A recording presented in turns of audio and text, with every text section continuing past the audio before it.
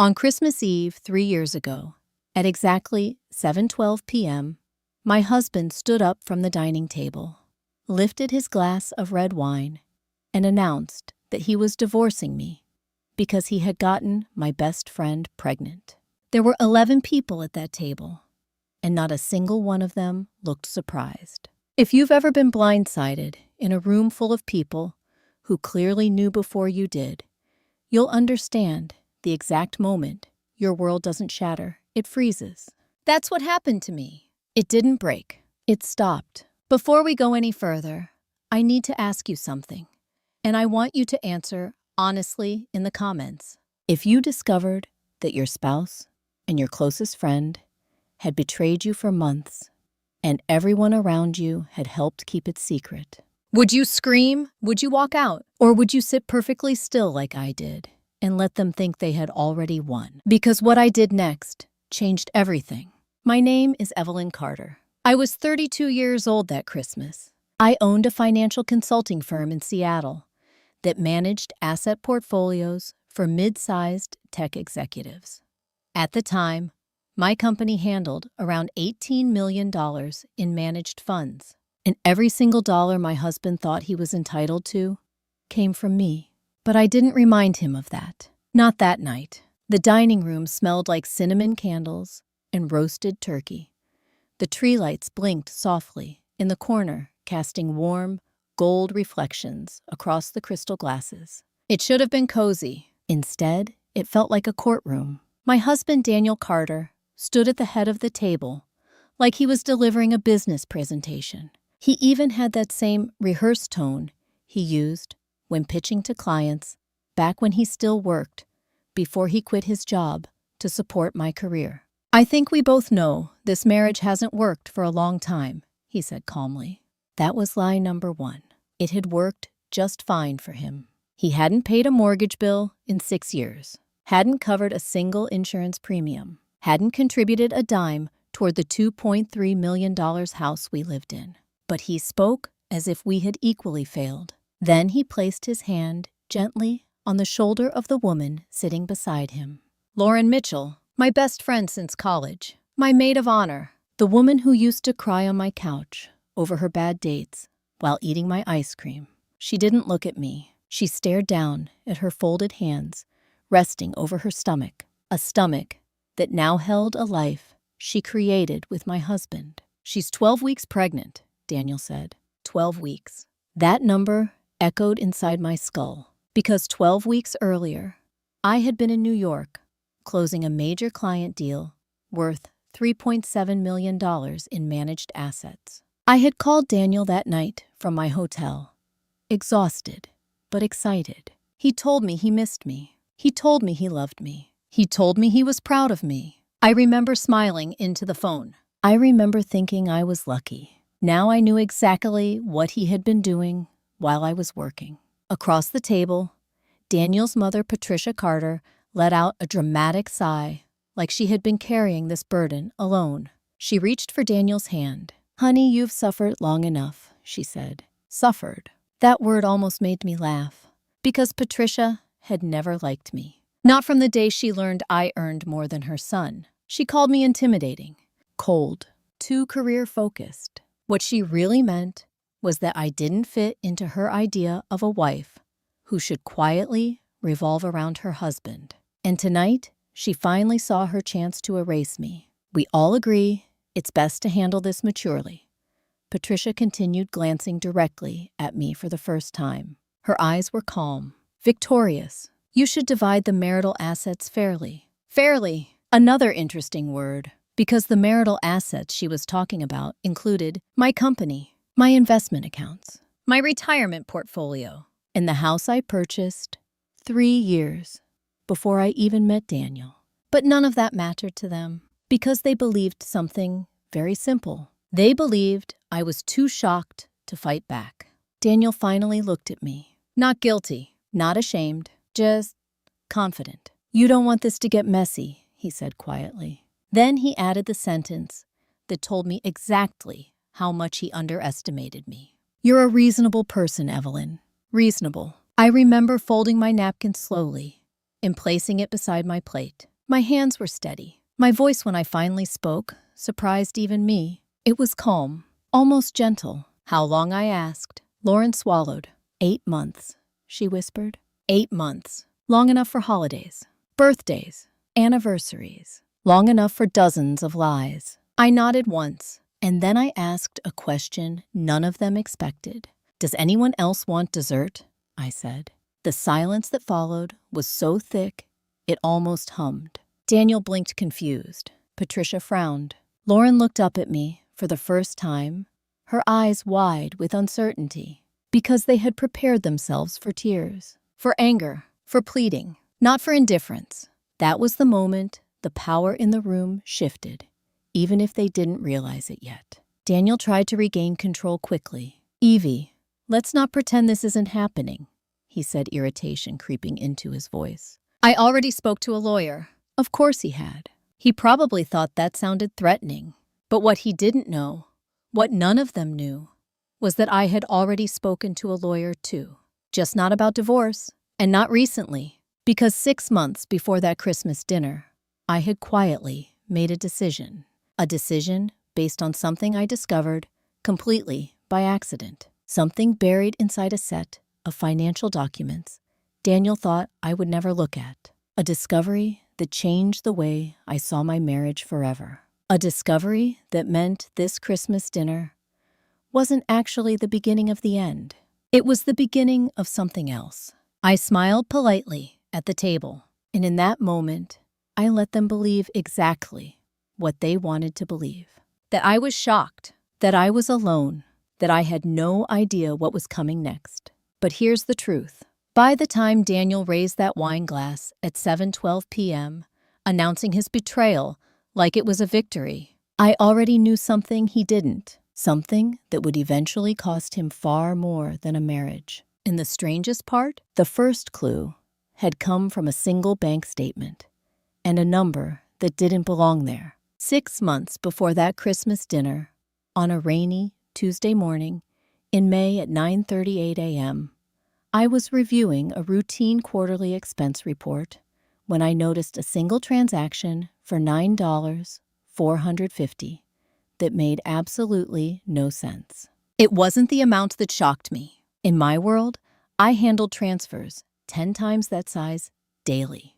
It was the account it came from. It was Daniel's personal checking account, the one he insisted he barely used. And the transaction description was just 3 words. Evergreen Private Escrow. I remember staring at that line for a full minute while my coffee went cold beside me, because I knew exactly what Evergreen Private Escrow handled. They specialized in discrete real estate deposits, not mortgages, not rent, property purchases. Now here's where it gets strange. Daniel didn't have enough income to buy anything. He hadn't worked in 3 years. His freelance consulting barely covered his own credit card bills. So the question hit me immediately. Where did that money come from? I didn't confront him. Not then, because I work in finance. And the first rule, when something doesn't add up, is you don't alert the person hiding it. You watch, you gather, you let the pattern reveal itself. So I did something that probably saved me. I kept digging quietly. Before I continue, I want to ask you something, and this is important. If you found a suspicious financial transaction connected to your spouse, would you confront them immediately, or would you stay silent and investigate first? Because that one-choice confrontation or patience can change the entire outcome. In my case, silence gave me something priceless: time. I pulled Daniel's financial records from the shared tax portal. Legally, I had full access. We filed jointly. Everything was transparent. Or at least, it was supposed to be. At first, nothing seemed unusual. His reported income matched what he told me. His spending was normal. But then, I noticed a pattern. Small transfers. Every month, between $2,000 and $4,000. Always sent to the same receiving account. An account not in his name, and never mentioned to me. Over 8 months, those transfers totaled just over $27,000. Now here's the part that made my stomach drop. The receiving account holder's name was listed in one of the transaction confirmations. Lauren Mitchell, my best friend. I still remember the exact physical sensation when I read it. Not heartbreak, not anger, just a cold, sharp clarity. Like someone had turned on a light in a dark room. Because suddenly, everything started making sense. Her sudden new apartment last fall, the promotion she claimed she got at work, her reluctance to let me visit her place, and the strange way Daniel always knew when she needed help with something. I sat back in my chair that morning, hands folded, breathing slowly. In finance, when you see coordinated transfers between two people over time, it means one thing: a long-term relationship. Not a mistake, not a one-time lapse, a system. And that realization created my first open question. If Daniel was secretly funding Lauren's life, where was he getting the money? Because it definitely wasn't from his income, which meant only one possibility. It was coming from me, not directly, but through something connected to me. And that thought made my pulse finally quicken. I opened another set of records, our household expense accounts. That's when I found the second pattern. Subtle, carefully disguised, but undeniable. Every month, right after I transferred funds into our joint account to cover bills, a portion quietly moved out again, transferred into Daniel's personal account, then from his account into Lauren's, like a pipeline, a hidden financial artery running beneath my own money flow. And suddenly, I wasn't just looking at betrayal. I was looking at a long-term financial deception, a calculated siphoning of funds. Over 8 months, the total amount moved. This way was $41,200. Not life-changing money for me, but enough to reveal something far more dangerous. Intent, planning, coordination. That's when I asked myself the question that changed everything. Why would Daniel secretly funnel money to Lauren, unless they were building something together? And then my mind went straight back to that first transaction. $9,450. Evergreen private escrow, real estate deposit. I felt my chest tighten for the first time that day, because a terrifying possibility clicked into place. What if they weren't just having an affair? What if they were planning a future together, using my money to fund it? I called Evergreen Private Escrow that afternoon, not as Daniel's wife, but as a financial compliance consultant conducting a verification request, a role I legitimately held. They couldn't disclose ownership details, but they confirmed one thing. The escrow deposit was tied to a property purchase contract initiated by Daniel Carter and Lauren Mitchell jointly. I remember sitting there after that call, ended staring at my reflection in the black screen of my phone. 8 months. They had been building a life behind my back for 8 months, and they were almost ready to move into it. But here's the part they didn't know. By the time I discovered all this, I didn't feel destroyed. I felt focused, because betrayal hurts. But financial betrayal, that's measurable, traceable, provable. And once something can be proven, it can be used. That afternoon, I scheduled a private consultation with someone I trusted more than anyone else in my professional network, a forensic family law attorney named Michael Harrington. Not to file for divorce, not yet, but to ask one very specific question. If a spouse secretly transfers marital funds to support an extramarital relationship, does that change how assets are divided? He didn't answer right away. He just looked at me carefully and asked, "How much documentation do you have?" I slid a folder across his desk. Bank records, transfer logs, time-stamped transaction histories. His eyebrows rose slightly as he flipped through them. Then he said a sentence I would never forget. "This isn't just infidelity, Evelyn." He paused. "This is financial misconduct, possibly fraud." And at that exact moment, I realized something crucial. Daniel didn't just betray me emotionally. He had made a legal mistake, one that could cost him far more than he ever imagined. But there was still one piece missing. One question I couldn't answer yet. Because even with all the records in front of me, one thing didn't make sense. Why had Daniel suddenly escalated things into a public divorce announcement at Christmas, when his secret life was still hidden, unless something had forced his hand, something urgent enough to make him act before he was ready. And 3 days after my meeting with Michael Harrington, I received the document that revealed exactly what that something was. It arrived in a plain white envelope with no return address, and inside it was a medical record. 3 days after I met with Michael Harrington on a gray Friday afternoon at exactly 2:16 p.m., I opened my mailbox and found a plain white envelope with no stamp, just my name printed neatly across the front. Inside was a single sheet of paper, a prenatal medical record, and at the top, in bold, black letters, was Lauren Mitchell's name.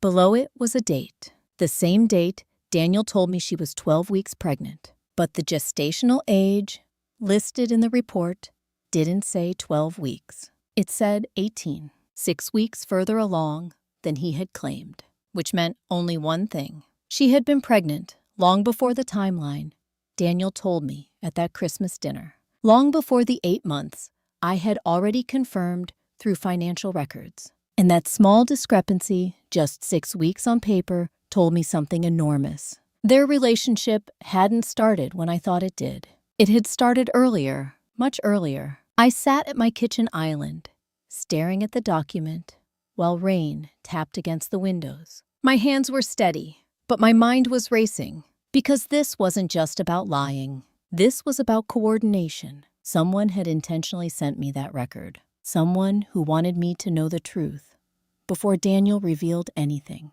And that raised a new question. Who had access to Lauren's private medical files? And why were they helping me? Before I tell you what I eventually discovered about that envelope, I want to ask you something. If you received anonymous proof that your spouse had been lying even longer than you thought, would you confront them immediately? Or would you keep quiet and wait to see what they were planning next? Because what you choose in that moment determines whether you react or whether you control the entire situation. I chose control. I didn't call Lauren. I didn't mention the document to Daniel. I didn't even tell my lawyer right away. Instead, I did what I always do when I'm facing risk. I mapped the timeline. I opened a blank spreadsheet and started entering dates, bank transfers, travel records, calendar events, social gatherings, Lauren's sudden lifestyle changes, Daniel's unexplained absences. Patterns began to emerge, and within 2 hours, I saw something that made my stomach turn cold. The earliest confirmed transfer from Daniel to Lauren had occurred 14 months before that Christmas dinner. 14 months, not 8, not even close, which meant they hadn't just been having an affair. They had been building a parallel life for over a year, and the pregnancy was likely planned. That realization hit differently than everything else. Because affairs can be impulsive, messy, stupid, but planning a child together while secretly siphoning money from a spouse, that required intent. It required patience. It required a shared future vision. And that's when another detail clicked into place. Daniel's sudden push to refinance our home the previous spring. At the time, he said it was to optimize interest rates. I had declined. The numbers didn't make sense. Now, I understood what he had actually been trying to do. He had wanted to extract equity from my house. Equity he could have redirected toward his new life with Lauren. When I realized that I didn't feel heartbreak, I felt something sharper. Respect for the scale of his calculation. Because Daniel wasn't reckless. He was strategic. And strategic opponents require strategic responses. I folded the medical document carefully and placed it back in the envelope. Then I locked it in my office safe, not as a reminder of pain, but as evidence, because by that point, something inside me had shifted completely. I no longer saw this situation as a personal betrayal. I saw it as a negotiation, a legal battlefield. And on battlefields, emotion is a liability. Information is power. Later that evening, Daniel came home from the gym around 7:40 p.m., smelling of soap and protein powder. He kissed my cheek casually, asked what I wanted for dinner, acted exactly the same as always. That normalcy was almost surreal, because I knew he was living two lives simultaneously, one where he played the devoted husband, and another where he was preparing to replace me entirely. I watched him move around the kitchen, humming softly, completely unaware that I now knew the true timeline of his betrayal. And in that moment, I made a decision that would shape everything that followed. I would not confront him, not yet, because he still believed he had control. He believed he was orchestrating the future. He believed he would choose when and how the truth came out. That illusion was my greatest advantage. Over the next few weeks, I quietly adjusted things. I changed nothing obvious, but I began separating my financial exposure from his access. I restructured company ownership documentation, updated beneficiary designations, created new accounts Daniel had no visibility into. All perfectly legal, all routine, all invisible to someone not looking closely. And Daniel wasn't looking closely because he thought he had more time. He thought he could reveal the pregnancy on his terms, negotiate a divorce where he walked away comfortably supported. He had no idea that every step he was taking was being recorded, documented, preserved, not just emotionally, legally, but there was still one piece of the puzzle I hadn't solved. One detail that kept bothering me: the anonymous envelope. Someone had taken a risk to send it. Someone who knew exactly what it contained. Someone who wanted me to see the truth before Daniel forced it into the open. And for weeks, I had no idea who that person was. Until one evening in early June, at exactly 6:03 p.m., my phone rang while I was leaving my office. The caller ID showed a number I didn't recognize. When I answered, a woman's voice spoke quietly. "Mrs. Carter," she said, "I'm calling because you deserve to know something else." My grip tightened on the phone. "Who is this?" I asked. There was a brief pause. Then she replied, "I work at Evergreen Private Escrow." My heart skipped once, because that was the same company connected to Daniel's mysterious deposit. And what she said next revealed a piece of information that changed everything I thought I understood about Daniel's plan. "He's not just buying one property," she whispered. "He's buying two." On June 9th last year, at exactly 6:03 p.m., I was standing in the parking garage beneath my office when the woman from Evergreen Private Escrow told me my husband wasn't secretly buying one property. He was buying two. For a moment, I didn't speak. The echo of distant car engines hummed through the concrete structure, while her words settled into place inside my mind. Two properties meant one thing: redundancy, a backup plan, because no one secretly buys two homes unless they're preparing for multiple outcomes or trying to hide something much bigger. "Are you sure?" I asked quietly. Her voice dropped even lower. "Yes, I shouldn't be telling you this," she said, "but I recognized your name on a financial verification form.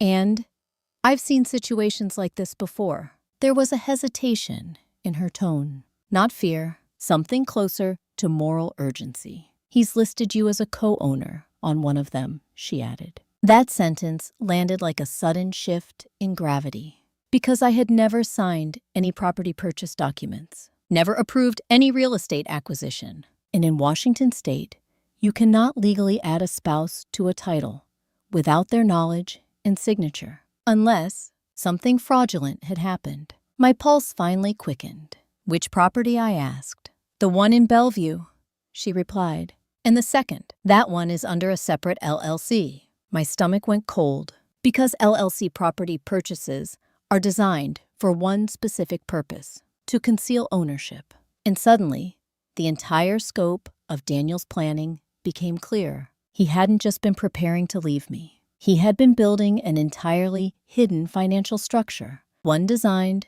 to protect assets from divorce proceedings, one designed to make it look like he owned very little, while controlling far more. Before I tell you what I discovered next, I want to ask you something. If you learned your spouse had secretly created a hidden financial network while still married to you? Would you expose them immediately? Or would you stay silent and let them keep building the very case that could later destroy them? Because patience doesn't just protect you. Sometimes it gives your opponent enough rope to hang themselves. I thanked the woman and ended the call.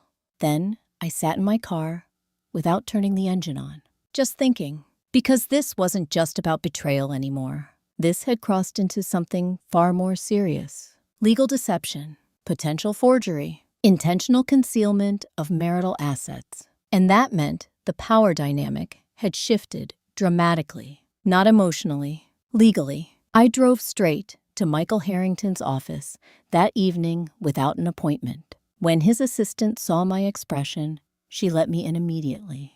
Michael listened carefully while I explained what the escrow employee had told me. He didn't interrupt. He just leaned back slowly in his chair once I finished. Then he asked one question. Do you have proof he used marital funds? Yes, I replied. Bank transfers, documentation, everything. He nodded once. Then his expression hardened slightly. If he forged your signature or misrepresented ownership status, he said that could be considered financial fraud.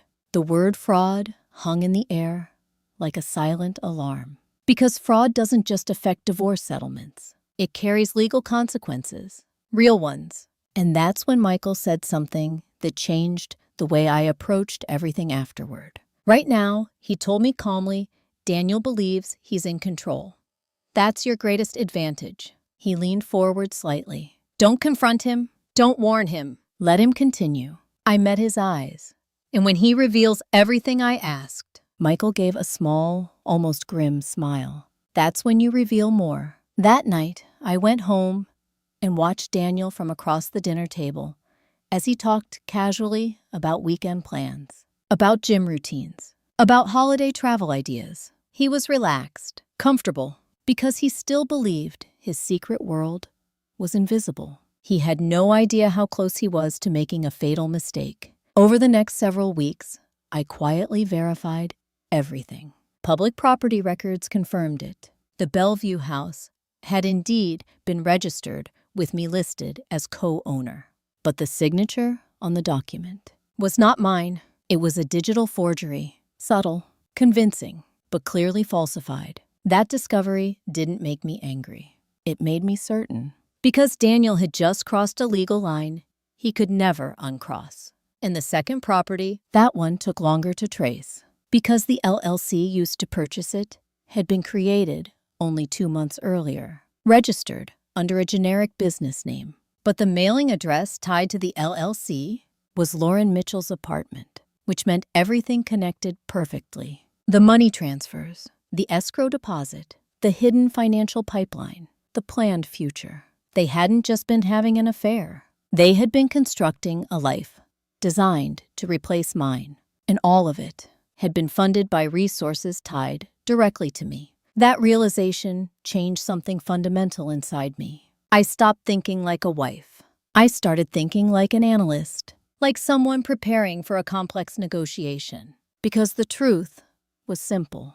Daniel believed he was orchestrating a clean exit. He believed that when he eventually revealed the pregnancy and demanded divorce, I would be too shocked to resist. He believed I would agree to divide assets quietly. He believed he could walk away with half of everything. And he had absolutely no idea that the moment he made that public announcement would be the exact moment he lost all leverage. But there was still one question I couldn't answer. Why had he suddenly chosen Christmas to reveal everything? Why not months earlier? Why not after securing the properties fully? Why rush into a public confrontation before his hidden financial structure was complete? That question lingered in the back of my mind until late November, when I accidentally overheard a phone conversation that revealed exactly what had forced his timeline.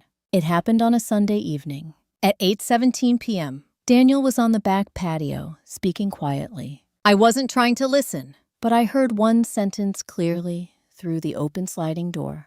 A sentence that changed everything. I know, he said urgently, but if she finds out about the audit, we're both finished. On a cold Sunday night in late November, at exactly 8:17 p.m., I was rinsing a wine glass in the kitchen when I heard my husband's voice through the half-open patio door say something that made the water run over my hands without me noticing. "If she finds out about the audit," Daniel whispered into his phone, "we're both finished." I froze, not because of the word finished, but because of the word audit. In my world, an audit is never a small thing.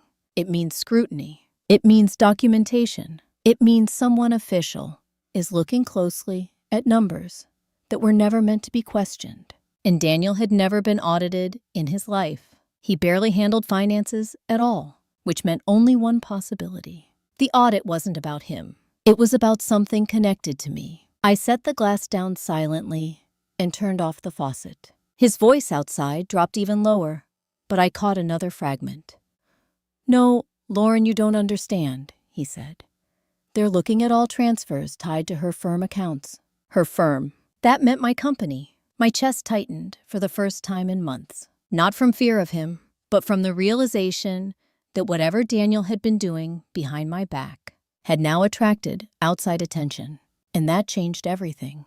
Before I tell you what I discovered about that audit, I want to ask you something. If you learned someone you trusted had quietly put your professional reputation at risk, would you confront them immediately, or would you stay silent long enough to understand exactly how deep the damage went? Because in situations like this, anger can destroy the very evidence that protects you. Silence preserves it. I stayed silent. I walked away from the kitchen before Daniel came back inside. And I didn't mention what I had heard. But that night, after he fell asleep, I opened my laptop and accessed internal compliance reports from my firm. As owner, I had full authorization, and within 10 minutes, I found the notification, a routine financial oversight review request from a regulatory compliance body.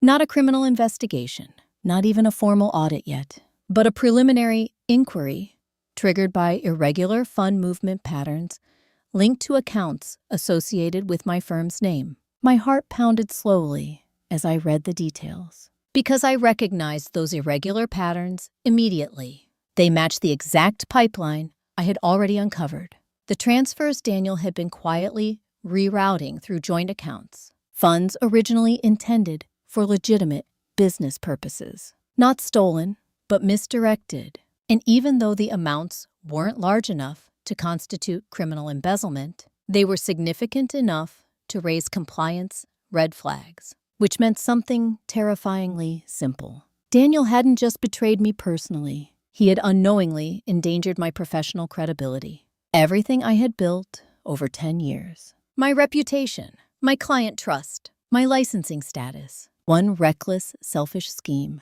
had nearly dragged my entire career into regulatory scrutiny. I sat there in the dark office room staring at the screen. And for the first time since this entire nightmare began, I felt something stronger than cold control. I felt anger, not explosive, not emotional, but precise, sharp. The kind of anger that doesn't want to scream. The kind that wants to correct a balance. I immediately contacted my firm's compliance officer the next morning. Calmly, professionally. We reviewed every flagged transaction together. And because I had already documented everything months earlier, we were able to establish a clear timeline showing that the transfers had been initiated externally from my direct control. Legally, that distinction mattered a lot. It meant I wasn't responsible for the irregular movement, but someone else was. Someone with access to joint household accounts. Someone whose digital authorization logs were now recorded permanently. Daniel, within 48 hours, the compliance inquiry was downgraded to a routine clarification review. My professional risk dropped dramatically, but Daniel had no idea that it happened. He still believed the audit was a ticking time bomb. Still believed exposure was inevitable. Still believed he needed to move fast before I discovered everything. And that fear was exactly why he rushed his timeline. Why he chose Christmas? Because he thought public confrontation would force a quick settlement. He believed emotional shock would make me desperate to resolve things quietly. He believed I would prioritize privacy over investigation. He believed wrong, because by then, I wasn't just documenting his betrayal. I was documenting his legal liability. And the more he rushed, the more mistakes he made. Over the next 2 weeks, his behavior changed subtly. He became impatient, irritable, careless. He left documents unattended, had whispered phone calls late at night, started transferring larger sums of money more frequently. And every one of those actions created new records, new timestamps, new evidence. I never confronted him. I never questioned him. I simply watched and recorded until December arrived, until the Christmas dinner invitation went out to both families, until Daniel decided that would be the perfect moment to reveal everything publicly. What he didn't know was that by the time he stood up at that table with his wine glass, I already possessed 3 layers of proof. Proof of infidelity, proof of financial misconduct, and proof that his actions had nearly triggered a regulatory crisis tied to my firm. He thought that dinner was his moment of control. But in reality, it was the exact moment he sealed his own downfall. Because public announcements create witnesses, and witnesses turn private disputes into documented events, which meant something very simple. The moment he declared his intentions in front of 11 people, he created the first official record of his own admission. But there was still one piece of the puzzle I hadn't fully understood. One question that kept echoing in my mind. Who had sent that anonymous envelope with Lauren's medical record? Because whoever it was had known about the pregnancy, had known about the timeline discrepancy, and had chosen to warn me before Daniel revealed anything. I didn't find out the answer until 2 days after that Christmas dinner, when Lauren Mitchell herself showed up at my office unannounced. And what she said when she walked into my conference room changed the entire story in a way I never expected. Because she wasn't there to apologize. She was there because she was afraid. And the first words out of her mouth were, "You don't understand. Daniel is lying to both of us." 2 days after Christmas, on December 27th, at exactly 10:14 a.m., my office receptionist called to tell me that Lauren Mitchell was sitting in the lobby asking to see me, and she looked like she hadn't slept in days. I didn't feel shock. I didn't feel curiosity. I felt something quieter, anticipation, because people don't show up unannounced after detonating a betrayal unless something has gone wrong. I told the receptionist to send her in. Lauren walked into the conference room slowly, her posture stiff, her eyes swollen and rimmed with red. She wasn't wearing makeup. Her coat hung loosely around her shoulders, like she had put it on without thinking. For the first time since I'd known her, since we were 19 years old, sharing a dorm room, she looked small, not confident, not calculating, afraid. She sat down across from me, but didn't speak immediately. Her hands rested protectively over her stomach. That gesture alone told me something important. Whatever she was about to say, she believed she was the one at risk now. Before I tell you what she confessed that morning, I want to ask you something. If the person who helped betray you suddenly came to you for help, would you slam the door? Would you demand revenge? Or would you listen long enough to learn what new truth they were terrified to reveal? Because sometimes the most dangerous information doesn't come from your enemy. It comes from someone who just realized they've been used. I let the silence stretch. Lauren finally spoke. "Daniel doesn't actually have the money, he promised," she whispered. Her voice trembled. "He told me the properties were secured, that everything was safe. But it isn't." I didn't react. I just folded my hands calmly on the table. "What do you mean?" I asked. She swallowed hard. "The Bellevue house. She said it's not fully paid. He only made a partial deposit. The rest was supposed to come from the divorce settlement." That confirmed what I had already suspected. Daniel had never been financially independent in this plan. He had been relying entirely on extracting assets from me. But Lauren's next words revealed something far more serious. In the second property, she continued her voice, shaking the one under the LLC. He used borrowed money. That made my attention sharpen instantly. Borrowed from who? Because Daniel didn't have credit lines large enough to secure real estate financing alone. He took private loans, she said quietly, from people he shouldn't have. I felt a cold weight settle in my chest. Because private unregulated loans don't come with friendly repayment terms. They come with pressure, with deadlines, with consequences. Lauren's fingers twisted together nervously. He thought once the divorce went through, he'd pay them back with his share, she said. But now, they're demanding payment sooner. That explained everything.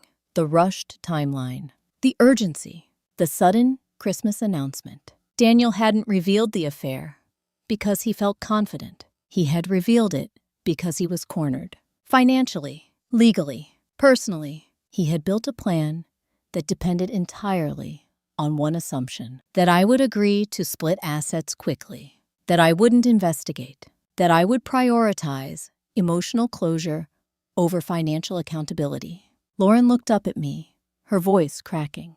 He told me you'd just sign whatever he asked for, she said. He said you'd want to avoid public embarrassment. For the first time in months, I felt something almost like disbelief. Not at the betrayal, but at how deeply Daniel had misunderstood me. Because avoiding public embarrassment had never been my priority. Protecting what I built always was. Lauren took a shaky breath. I didn't send the envelope, she said suddenly. That caught my attention. I thought you should know that, she added quickly. But I know who did. I held her gaze steadily. Who? She hesitated, then answered quietly. His cousin Marcus. That name clicked immediately in my memory. Marcus Carter, Daniel's cousin, a junior administrative clerk at a medical billing company. The same company Lauren had used for prenatal services. He had access to patient records and apparently a conscience. He overheard Daniel bragging about the timeline, Lauren said. He knew you were being lied to, so Marcus had taken a risk, had broken confidentiality laws, just to warn me. That told me something important, even within Daniel's own family. Not everyone supported him. Lauren wiped her eyes. He's spiraling now, she whispered. He's panicking. He keeps saying, if you fight the divorce, everything will collapse. I already knew that, but hearing it from her confirmed something crucial. Daniel was no longer in control. He was reacting, and reactive opponents make mistakes. Big ones. Lauren's voice dropped even lower. There's something else, she said. I waited. Her eyes filled with tears. He doesn't actually plan to give me half of anything, she whispered. My eyebrows lifted slightly. What do you mean? He told the lenders he would transfer the LLC property into his sole ownership after the divorce, she said. He said, I just live there temporarily. That revelation changed the entire dynamic, because it meant Daniel hadn't just betrayed me. He had betrayed Lauren too. She wasn't his partner. She was his bridge, a temporary asset in his escape plan. Lauren finally broke down, tears spilling over. I thought we were building a future, she whispered. But now I realize he was just using both of us. I didn't comfort her. I didn't condemn her. I simply watched, because this moment wasn't about emotion. It was about information, and what she had just given me completed the second layer of truth. Not just infidelity, not just financial misconduct, but intentional deception across multiple parties, which meant Daniel's position was weaker than ever. Lauren wiped her face slowly. Then she looked at me with something like desperation. What are you going to do? She asked. I met her eyes calmly, and for the first time since this began, I answered honestly. I'm going to let him finish exactly what he started, because I already knew something Daniel didn't, something that would soon become impossible for him to hide. The private lenders he owed money to had already begun making inquiries. Not about him, about me. And when those inquiries reached the wrong legal channels, they triggered something far more dangerous than a compliance audit. They triggered a formal investigation. On January 12th, at exactly 8:02 a.m., I received a certified letter requiring my signature, and the return address belonged to the Washington State Department of Financial Institutions. I already knew what it would say before I opened it. Because when private lenders start asking questions through official channels, it means someone is trying to verify legal exposure. I signed for the letter calmly, brought it to my office, and placed it on my desk without opening it for nearly an hour. Not because I was afraid, because I wanted to control the moment I read it. Silence had become my strongest strategy. And that day, I chose to stay silent in a way that would change everything. When I finally opened the envelope, the letter inside was exactly what I expected. A formal notice stating that several private lending entities had reported concerns regarding outstanding loans tied to an LLC connected indirectly to my marital household. Not my firm, not my accounts, but close enough to trigger inquiry. The lenders were attempting to determine whether marital assets could be legally claimed as repayment sources, which meant one thing: Daniel had borrowed money he couldn't repay, and those lenders believed I might be financially responsible. I sat there reading the letter twice, absorbing every word, because legally their assumption wasn't entirely unreasonable. In community property states, debts incurred during marriage can sometimes implicate both spouses, depending on how they were structured. But Daniel had made a critical mistake. He had hidden the loans. He had concealed the transactions. He had forged documentation, and concealment changes legal liability dramatically. That letter confirmed something I had suspected for weeks. Daniel wasn't just financially desperate. He was on the edge of collapse. Before I tell you what I did next, I want to ask you something. If you discovered that someone who betrayed you had also secretly dragged your name into a dangerous financial mess, would you fight immediately, or would you stay completely silent long enough for them to expose themselves fully? Because sometimes the most powerful move is not action, it's stillness. I chose stillness. I didn't call Daniel. I didn't confront him. I didn't even inform him that the lenders had contacted official authorities. Instead, I did something far more strategic. I handed the letter directly to Michael Harrington. He read it slowly, then leaned back with a look of controlled satisfaction. "This is good for you," he said calmly. "Very bad for him, because the lender's inquiry created a documented legal trail, a timeline showing Daniel had incurred significant undisclosed debts tied to hidden assets. That meant two critical things in divorce law. First, those debts could be classified as separate liability. Second, his concealment could be interpreted as bad faith financial conduct. Both outcomes would drastically shift asset division in my favor. But Michael warned me about something else. "Don't engage with the lenders yet," he said. "Let them continue pressing him, because pressure forces mistakes." And Daniel was already making plenty. Over the next few weeks, his behavior deteriorated visibly. He became restless, short-tempered. He stopped pretending everything was normal. He spent hours on tense phone calls, started drinking more, barely slept. And through it all, I remained completely calm. I didn't argue. I didn't accuse. I didn't even mention divorce proceedings. I moved through our shared home like a quiet observer. That silence unnerved him far more than confrontation ever could, because he expected a fight. He expected anger. He expected emotional reactions he could manipulate. Instead, he got nothing, and that nothing forced him to reveal more than he intended. One evening in late January, around 9:45 p.m., he finally broke. We were sitting in the living room, the TV playing softly in the background. Out of nowhere, he turned to me and said, "You're awfully calm for someone whose marriage just ended." I looked at him steadily. "Is there a correct way to react?" I asked. He frowned, suspicious, because my composure didn't match the narrative he had prepared for. "You should at least be worried," he said, about what I replied quietly. That question unsettled him. He hesitated, then said something revealing. "About what happens next," he muttered. What he really meant was, "Aren't you afraid of losing half your assets?" But I didn't answer that. I simply said, "I'm not worried." And that was true, because by then, I had entered what I privately called my most dangerous phase, the phase of silence before exposure. I wasn't gathering evidence anymore.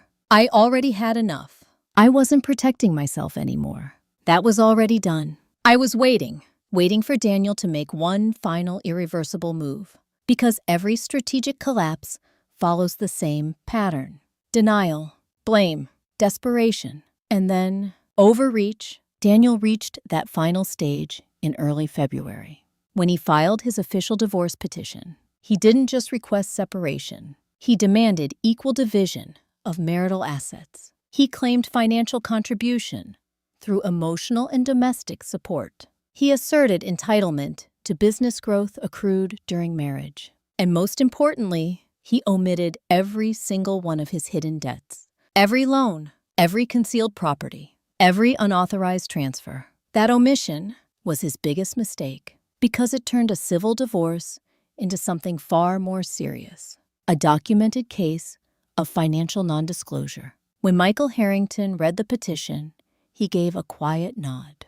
He just committed procedural suicide, he said. Because once those omissions were proven, Daniel wouldn't just lose claims to my assets. He could face legal penalties, sanctions, and complete loss of credibility in court. But even then, I still didn't act. I stayed silent, because the final stage hadn't arrived yet. The public exposure, the moment when everything would come into the open. And that moment was coming sooner than Daniel realized, because his lenders had grown impatient. They had given him a deadline, a hard one, 30 days, to produce repayment or face legal collection action. And when Daniel realized he couldn't meet that deadline, he made a desperate decision that sealed his fate. A decision he thought would force me into compliance. A decision that involved something public, something dramatic, something he believed would corner me. He announced he would present his side of the story at a large family business event in front of dozens of people, including my clients, on February 18th at exactly 11:26 a.m. Daniel sent an email to over 60 people, including my extended family, his relatives, mutual friends, and several of my professional contacts, announcing that he would be sharing the truth about our divorce at the Carter Family Foundation annual charity gala. The event was scheduled for March 12th, 3 weeks away, and the guest list included more than 200 attendees, local business owners, nonprofit board members, several of my firm's highest value clients. It was the largest public setting Daniel could possibly choose, and he had deliberately chosen it because he believed something very simple. He believed that if he publicly framed the narrative first, I would be forced to react defensively. He believed social pressure would corner me into a quick settlement. He believed embarrassment would weaken me. But what he didn't realize was that public stages don't just amplify voices. They amplify evidence. I read his email slowly twice. Then I closed my laptop and sat still for a long time, because I knew exactly what phase we had entered. Preparation, the most dangerous phase in any conflict. Not the moment of attack, not the moment of exposure, but the quiet period beforehand, when outcomes are quietly decided. Before I tell you what I did during those 3 weeks, I want to ask you something. If someone who betrayed you decided to publicly humiliate you in front of hundreds of people, would you try to stop them? Or would you let them walk straight into the very stage where the truth could no longer be hidden? Because sometimes the most effective revenge isn't confrontation. It's allowing someone to perform their own downfall. I didn't respond to Daniel's email. Not privately, not publicly. I didn't ask him what he planned to say. I didn't question his intentions. I simply let him believe I was intimidated.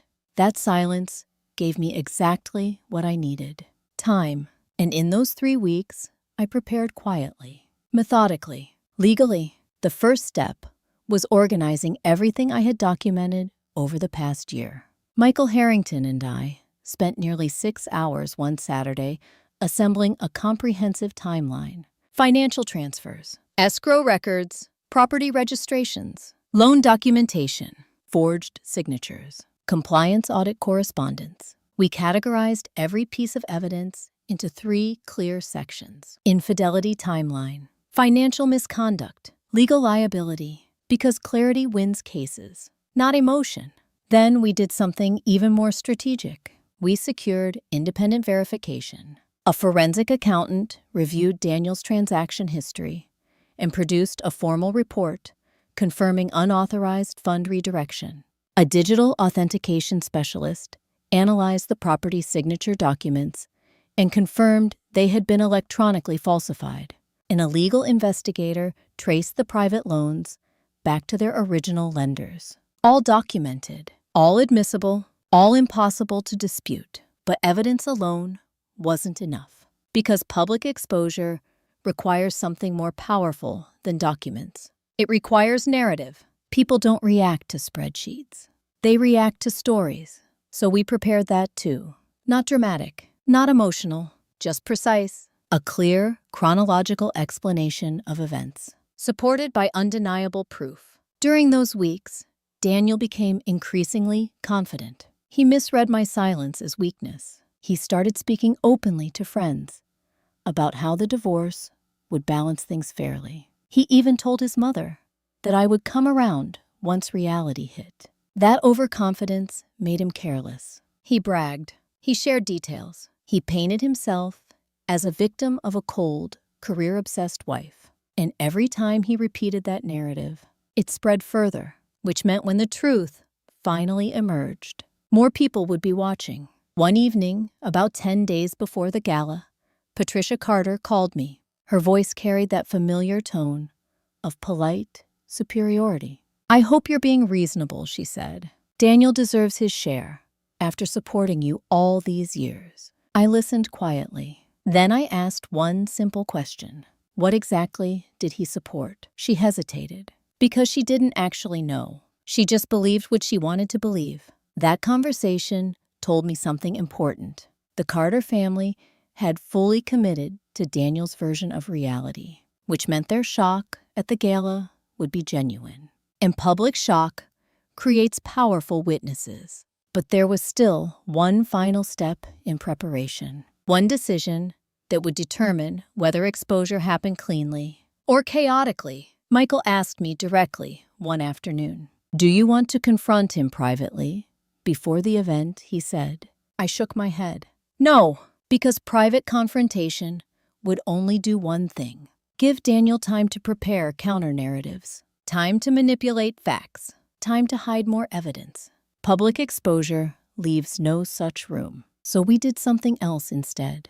We quietly notified the lender's legal representatives about the upcoming public event, not to invite them, but to inform them. Because once they knew Daniel would be speaking publicly about his finances, they had a legal interest in observing, and that meant something critical. If Daniel made false claims at that event, there would be official witnesses present, which would turn his own words into legal evidence. As March approached, the tension inside our home grew heavier. Daniel became restless. He rehearsed speeches, practiced arguments, prepared emotionally charged statements. He believed the gala would be his moment of control, his opportunity to frame himself as the wronged party. He had no idea that the stage he was preparing for was already set in a way he couldn't see. 3 nights before the event, he finally approached me directly. It was late, around 11:40 p.m. We were standing in the kitchen, the house quiet. He looked at me carefully. "You should prepare yourself," he said. For what I asked calmly. "For the truth coming out," he replied. I held his gaze steadily. Then I said something that made him frown in confusion. "I already know the truth." He searched my face, trying to read something he couldn't understand. Because he still believed he controlled what truth meant. He still believed he would be the one revealing it. But what he didn't realize was that by the time he stepped onto that stage, every layer of his deception would already be waiting for him. Documented, verified, irrefutable. And there was one final element in place that Daniel didn't know about. One presence at that gala that would make it impossible for him to escape accountability once he began speaking, because someone unexpected had agreed to attend, someone whose testimony could change everything. And Daniel had absolutely no idea they would be there. On the morning of March 12th, at exactly 7:08 a.m., I received a short text message from a number I hadn't saved, just 3 words and a time. "I'll be there, 6:45. I didn't need to ask who it was, because there was only one person whose presence at that gala could change everything instantly. Marcus Carter, Daniel's cousin, the man who had sent me Lauren's medical record months earlier. The one person inside Daniel's own family who had chosen truth over loyalty. And his arrival time, 6:45 p.m., was deliberate. The gala program listed Daniel's speech slot at 7:00. Marcus planned to be seated before Daniel ever stepped on stage, which meant something very simple. Daniel would walk into the spotlight believing the room was safe, when in reality, one of the most dangerous witnesses to his deception would already be watching. Before I tell you what happened in the hours leading up to the gala, I want to ask you something. If you knew the person who betrayed you was about to publicly lie in front of hundreds of people, would you interrupt them immediately, or would you let them speak fully so their own words became the evidence that destroyed them? Because sometimes the most powerful exposure isn't stopping a lie. It's letting it unfold completely before revealing the truth. That morning, I moved through my routine calmly. Coffee, emails, client check-ins, no visible tension, no sign of what was coming. Inside, though, everything felt precise, like the quiet moments before a courtroom verdict. At noon, Michael Harrington called to confirm final arrangements. The forensic accountant would be present. The legal investigator would be seated near the back. And 2 representatives from the private lenders had quietly registered for the event as donors. Not to confront, not to interfere, simply to observe. Because observation creates records, and records create consequences. By late afternoon, Daniel's energy in the house was electric. He moved quickly, checked his watch constantly, practiced lines under his breath. He believed he was preparing for a performance that would secure his future. He didn't realize he was rehearsing for his own collapse. Around 5:10 p.m., he approached me in the hallway as I finished getting ready. "You're still coming?" he asked, surprise flickering across his face. "Of course," I replied calmly. "This concerns both of us." He studied me carefully, trying to detect fear, trying to find any sign that I would resist, but I gave him nothing, just steady eye contact and composure, because silence is unsettling when someone expects chaos. We arrived at the Carter Family Foundation Gala at 6:32 p.m. The venue was a large waterfront ballroom in downtown Seattle, filled with soft gold lighting and the hum of polite conversation. Crystal glasses clinked. Waitstaff moved gracefully between tables. A live string quartet played quietly near the stage. Everything looked elegant, orderly, normal, which made the reality underneath even more surreal. I scanned the room calmly. Within seconds, I spotted Marcus, seated near the center aisle. He met my gaze briefly, nodded once. No smile, no acknowledgement beyond that. Just quiet confirmation. He was ready, and Daniel had no idea. At 6:55 p.m., the event host announced that Daniel Carter would be delivering a special personal statement. The room quieted. Conversations faded. Daniel walked confidently onto the stage, shoulders back, chin lifted, completely convinced this moment belonged to him. He began speaking smoothly. "I want to thank everyone for being here tonight," he said warmly. Then his tone shifted, more serious, more emotional. "Some of you know that my marriage has recently ended," he continued. A murmur rippled through the audience. He paused for effect. "I stayed silent for a long time," he said, "because I didn't want to damage anyone's reputation." That sentence was his first public lie, and it hung in the air like a challenge. He continued, voice steady. "But the truth is, I gave everything to support a relationship where I was never truly valued. Several heads turned toward me, exactly as he intended. He was framing himself as the wronged partner, the selfless husband, the victim of emotional neglect. Then he moved to his main point. "I'm not asking for sympathy," he said. "I'm only asking for fairness." Fairness. The same word Patricia had used at Christmas dinner. And then he said the line that sealed everything. "I only want my rightful half of what we built together." That statement, made publicly, confidently, clearly created a critical legal moment because it directly contradicted multiple financial disclosures he had already filed, and dozens of witnesses heard it. I didn't react. I didn't move. I simply watched because he wasn't finished. And the more he spoke, the deeper he trapped himself. He began describing how he had supported my career, how he had sacrificed his own ambitions, how he had trusted me completely. Each statement built a narrative, each one layered with omission, each one distancing himself further from reality. Then finally, he delivered the line he believed would secure sympathy. "I'm starting a new chapter," he said, "with someone who truly appreciates partnership." That was when Lauren shifted in her seat near the front, hands trembling slightly, because she now understood she wasn't his partner. She was his next mistake. Daniel lifted his glass. "Sometimes," he said solemnly, "you have to leave what's cold behind to build something real." The room fell silent. All eyes were on him. He believed he had won. He believed the narrative was set. He believed there was nothing left for anyone to challenge. That was the exact moment I stood up, slowly, calmly. And when I spoke, I didn't raise my voice. I simply said one sentence. "Then let's talk about what you actually built." The silence that followed was absolute, because Daniel hadn't prepared for that response. He hadn't prepared for the truth to arrive immediately, publicly, with evidence already waiting.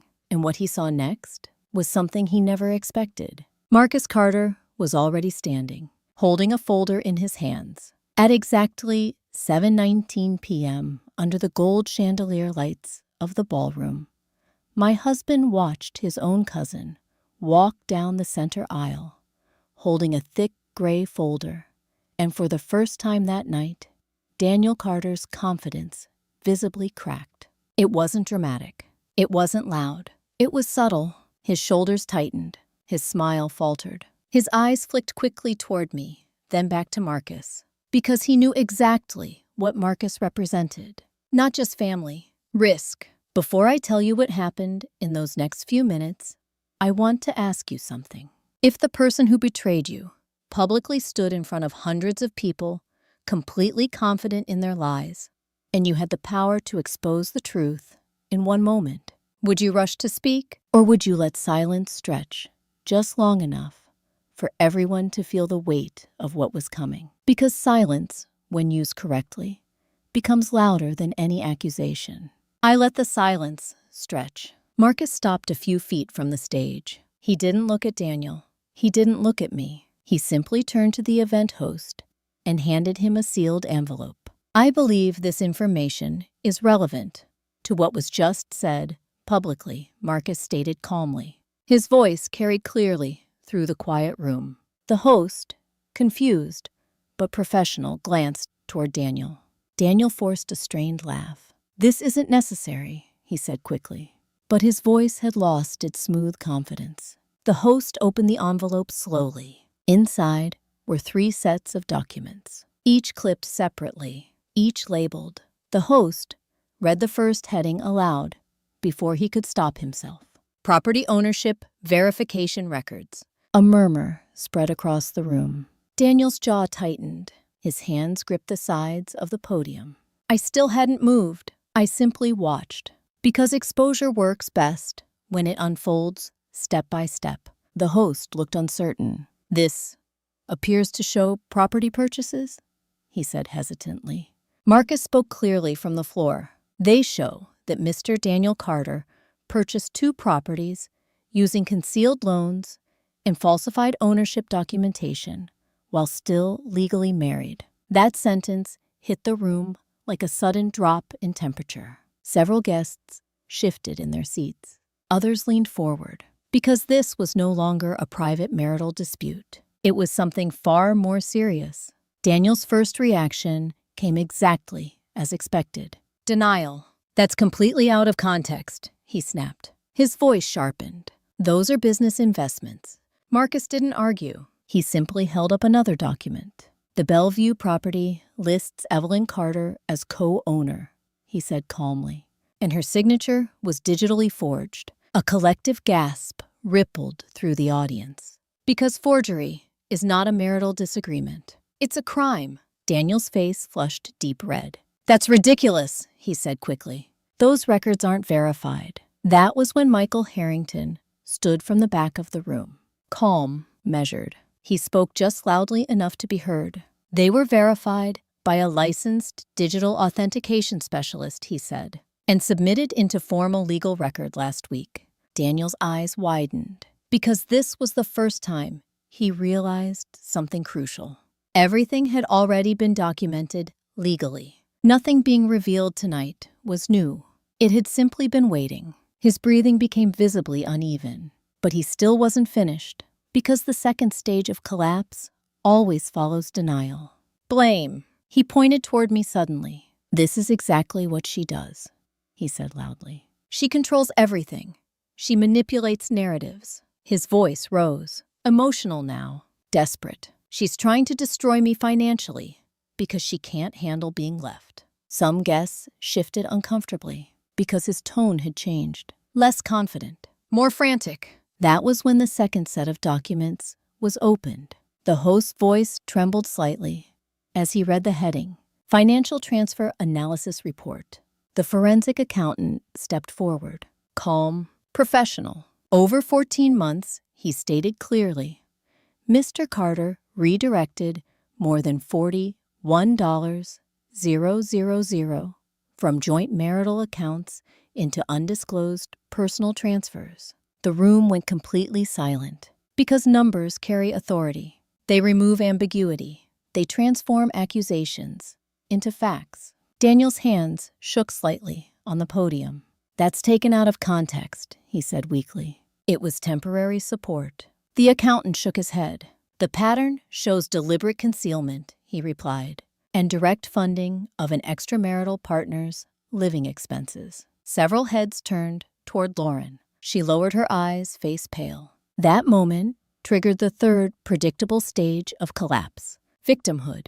Daniel's voice cracked. "I did what I had to do," he said. "I sacrificed years of my life supporting her career." He gestured toward me. "Now she's using money and lawyers to crush me." But his words sounded hollow, because the third set of documents was already being opened. The host read the final heading slowly, "Private Loan Liability Notices." And when he reached the next line, his voice faltered. "These indicate outstanding debts exceeding $380,000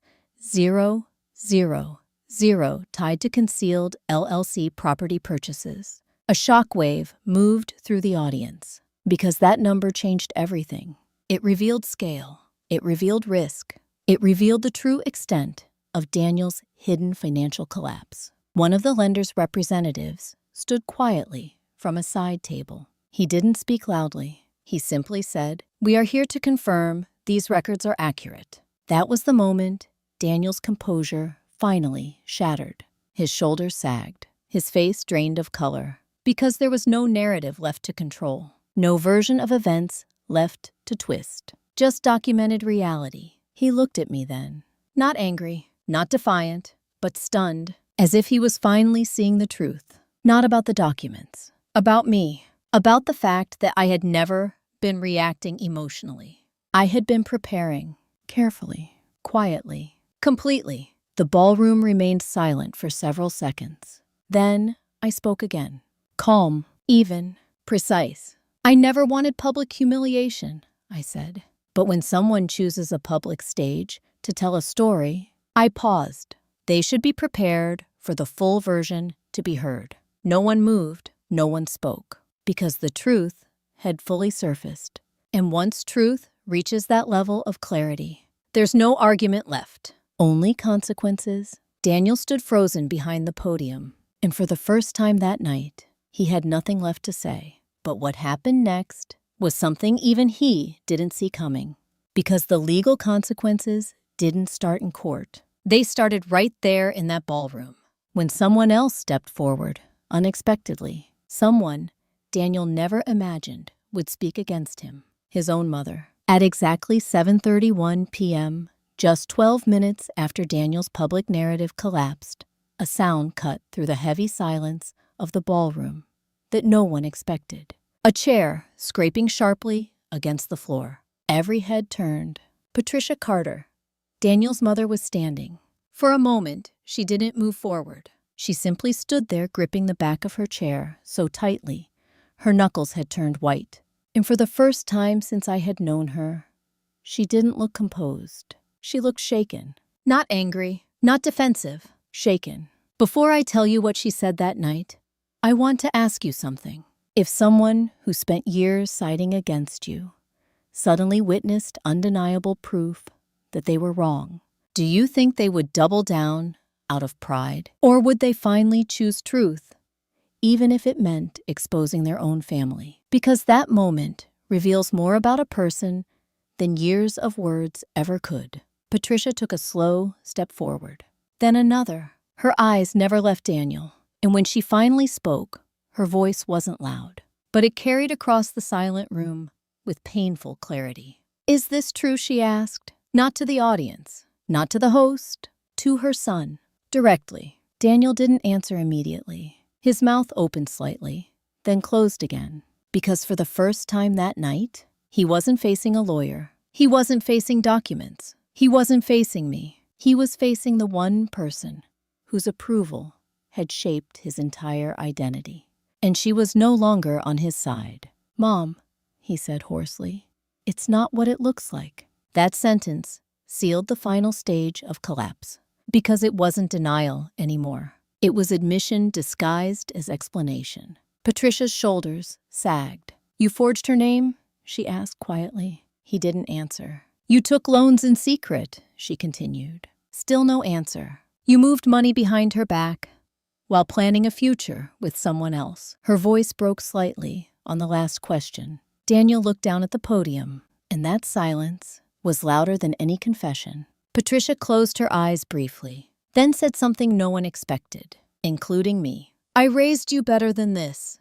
There was no anger in her tone, just deep, unmistakable disappointment. And disappointment cuts deeper than rage, because rage still contains attachment. Disappointment means something has ended. She turned slowly toward me. For years, her eyes had always held judgment when she looked at me. Now they held something else. Regret. "I believed him," she said quietly. "I defended him." She paused. "I was wrong." Those 3 words shifted something fundamental in the room.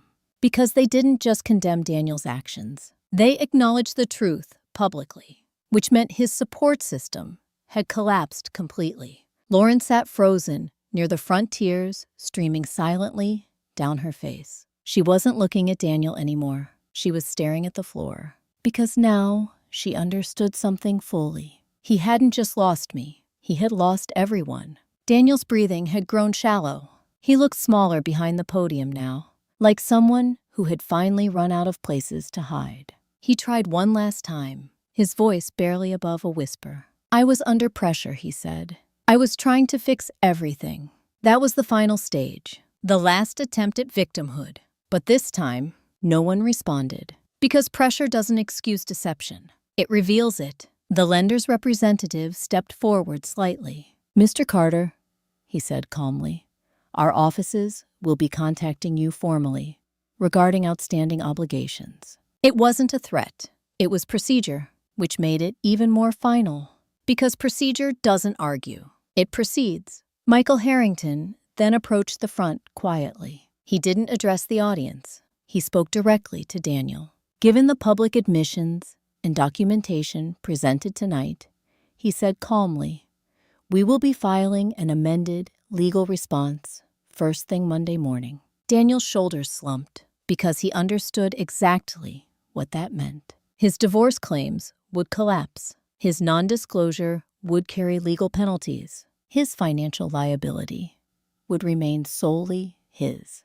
And the narrative he tried to control publicly had turned into official witness testimony. All of it recorded, irrefutable. The room remained silent for several long seconds. Then I finally moved. I stepped forward, slowly, stopping several feet from the stage. Not close enough to confront, not distant enough to avoid. Just clear. Daniel looked at me, his eyes filled with something I hadn't seen before. Not anger, not resentment, realization. You knew, he whispered. It wasn't a question.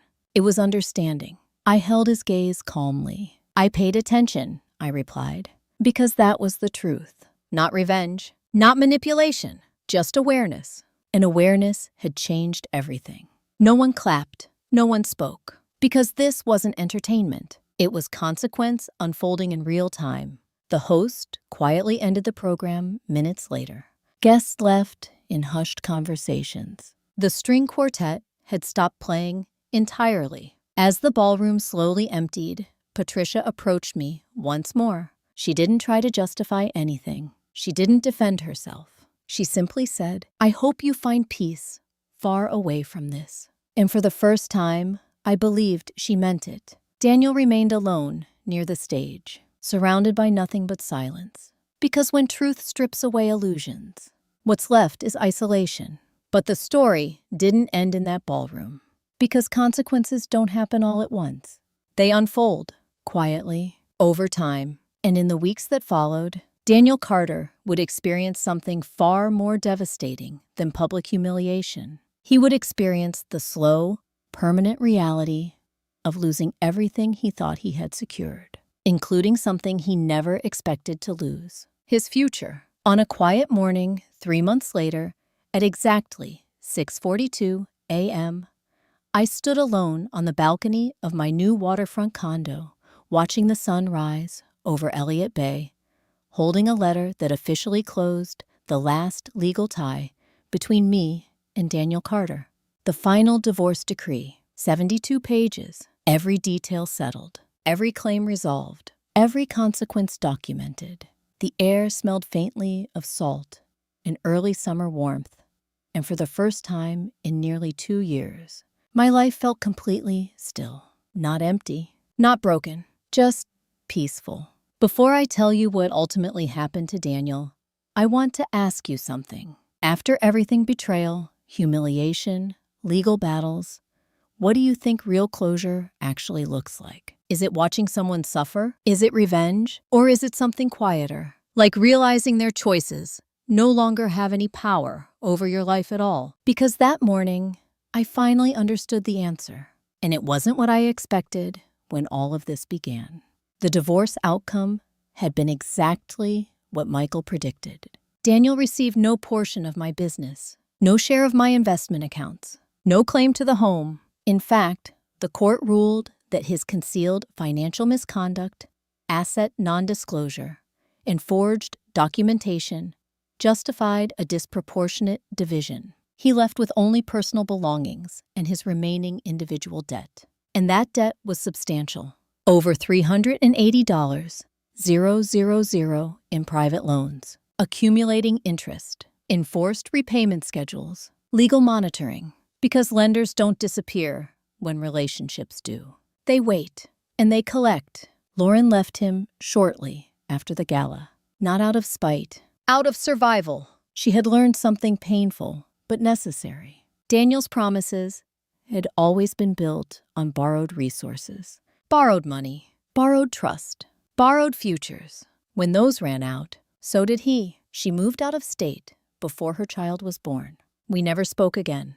And strangely, I never felt the need to, because some betrayals don't require confrontation to resolve. They resolve themselves when reality becomes undeniable. Marcus Carter sent me a short email weeks later. Just one sentence: "You deserve the truth." I replied with only 2 words: "Thank you." We never communicated again. And that was enough. Patricia wrote a handwritten letter as well. Not an apology, something more honest. She wrote that she had spent years believing strength meant loyalty to family above all else. But that night at the gala taught her something different. She wrote, "Real strength is choosing truth, even when it breaks your heart." I didn't respond, but I kept the letter. Not as forgiveness, as closure, because closure doesn't always come from reconciliation. Sometimes it comes from understanding. As for Daniel, his consequences unfolded slowly, quietly, without drama, exactly the opposite of how he had tried to end our marriage. The lenders pursued legal collection. His credit collapsed. His professional reputation suffered after public records documented financial misconduct. And perhaps most difficult of all, he lost the narrative he tried so hard to control. Because once truth is documented publicly, it doesn't fade. It becomes history. And history doesn't negotiate. The last time I saw him was in the courthouse hallway, the day our divorce finalized. He looked thinner, older, not defeated in a dramatic way, just diminished, like someone who finally understood the long-term cost of short-term deception. He stopped a few feet away from me. Neither of us spoke for a moment. Then he said quietly, "I thought you'd fall apart." I met his eyes calmly. "I thought you knew me better than that," I replied.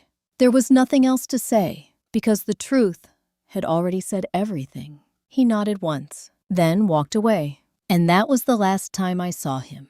No anger, no closure speech, no dramatic ending, just two people walking in opposite directions toward completely different futures. A few weeks later, I sold the old house. Not because I had to, because I wanted to. I chose the waterfront condo because it faced open water. No walls blocking the horizon. No shared memories inside its rooms. Just space, light, and quiet. The kind of quiet that isn't empty. It's safe. Sometimes in the evenings, I sit on the balcony and watch the ferries move slowly across the bay.